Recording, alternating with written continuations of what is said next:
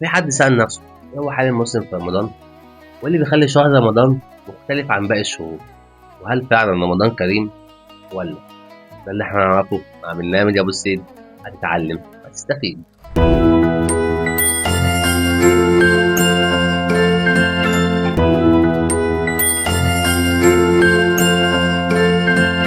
في حديث عن النبي عليه الصلاة والسلام يقول إيه بقى؟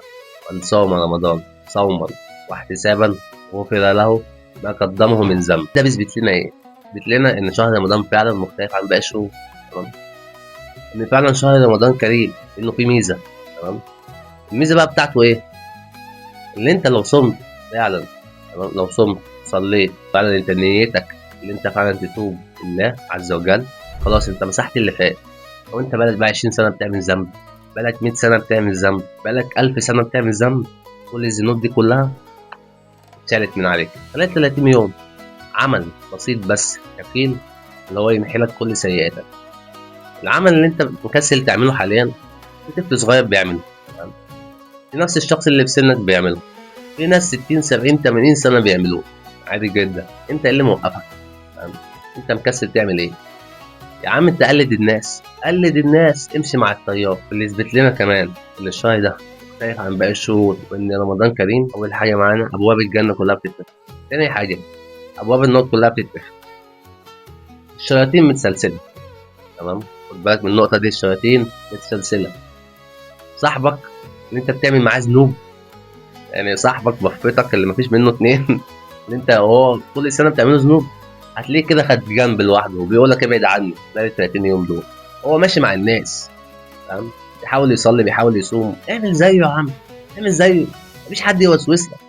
يا عم ما تقولي نفسي، النفس الأمارة بالسوء اللي أنت مش قادر عليها، تمام؟ لو عايز تخلص منها بصيامك وصومك تخلص منها، هتكسرها، تمام؟ يبقى أنت ما عندكش أي دافع من دوافع الذنب، فأنت هتشيل ليلتك بنفسك.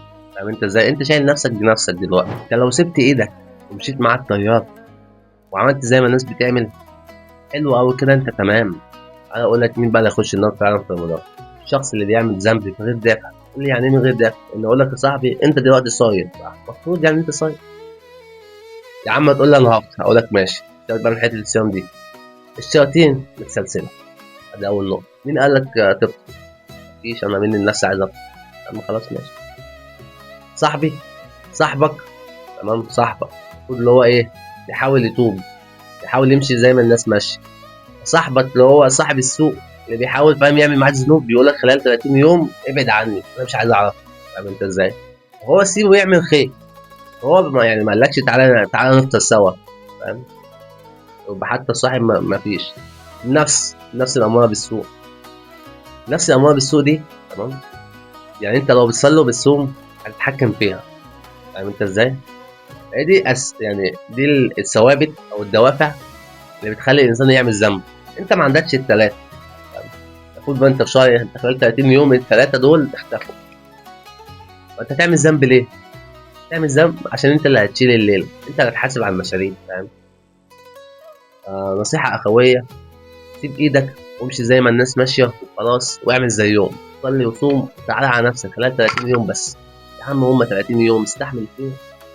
حاول ما تعملش اي ذنب، وحاول تبقى شخص تاني فعلا تخليك من اهل الجنه، وابعد خالص عن اهل النار. ما تنساش مع برنامج ابو السين هتتعلم وهتستفيد. سلام عليكم.